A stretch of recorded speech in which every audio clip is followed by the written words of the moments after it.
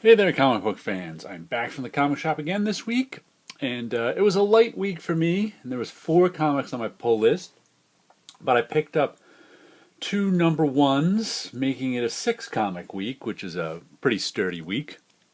And we'll start with what is this? The Divided States of Hysteria by Howard Chaykin. I think this came out last week.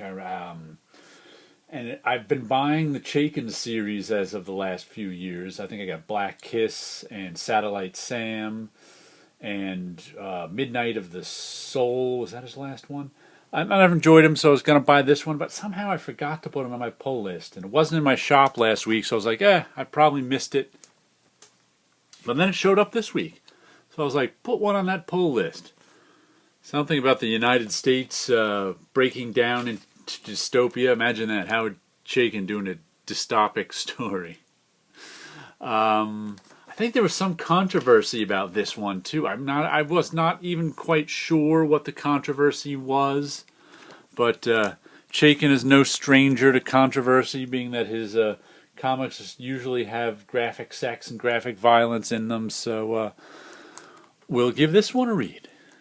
And the second number one is Jimmy's Bastards by Garth Ennis and Russ Braun, Aftershock. This might be the first Aftershock comic I've seen in my store. Usually they don't get them in. I mean, they've gotten them in when I put them on my pull list. But I think this is the only number one Aftershock I've seen, probably because of Garth Ennis' name. And that's what made me pick it up. I haven't read Garth Ennis in a long, long time. I didn't even know what this is about till my friend said... it's about James Bond versus his bastard children. I was like, oh, okay.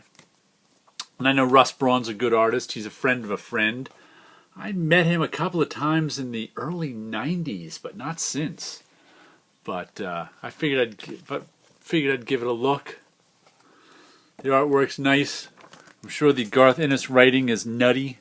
So I'll see how that one is. And here we have Birthright, issue number 25. This one's been good. What's that, Mikey? Is that his name? The guy who has betrayed his world and his wife's about to have a baby, and he's maybe betraying Earth, and he's all sorts of fun stuff. And then the lead supervillain, Wizard's daughter or something, just popped over to our dimension, so should be a big fight this issue.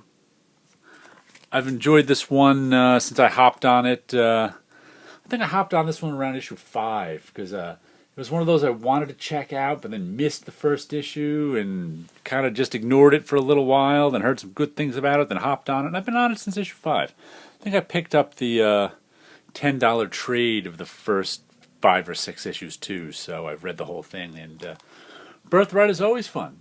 It's another kind of chaotic cover. As much as I like the artwork inside, the covers are usually a little blah, but I was speaking of comic book covers at our comic shop. I'll have to make a video about that one day. My thoughts on how there's a lot of talent, but too much technique and not enough clarity in modern covers, but that's a whole other story. And next we have Copperhead, issue number 14. Fairber, Moss, Riley, Maurer. I've been enjoying this space western. Woman comes to a new planet, that's her right there, becomes sheriff. She's got a kid, trying to navigate that. Her crazy criminal ex-husband, I think, is broke out of prison. That's kind of been a subplot all this time.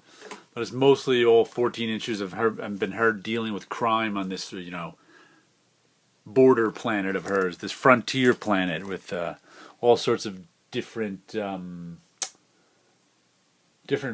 species on it. There's like 3 or 4 different types of people on this planet from other planets. So it's enjoyable. I like Copperhead. If you like space westerns, give it a read. Manifest Destiny, issue number 29. This one's been churning along. Our Lewis and Clark expedition going across country. Last we knew, all these hallucinating monsters, the whole party is hunkered down for the winter, and they're hallucinating because of some fog. And these monsters are out to get them, and Maybe it's a witch. I'm not sure. I don't want to give away too much to myself or you, but it's got some really nice artwork in it. Look at it, very watercolor-ish, this stuff. I'm guessing it often looks watercolor-ish, but I'm guessing with all this fire and stuff, it's looking even more so. But I've been with this one since the beginning, and it's a Skybound $2.99 book, so that's always good. So if you like your historical fiction along the fantasy lines, check this one out. The last new comic I got this week, I want to show you an old one just for the heck of it in a minute. Richard Corbin, Shadows in the Grave, number 5 of 8. There's a nice creepy cover, huh? Always gives us a little one-page horror comic on the back. And then in this we have a couple of short stories. Old-timey black and white short story horror stuff.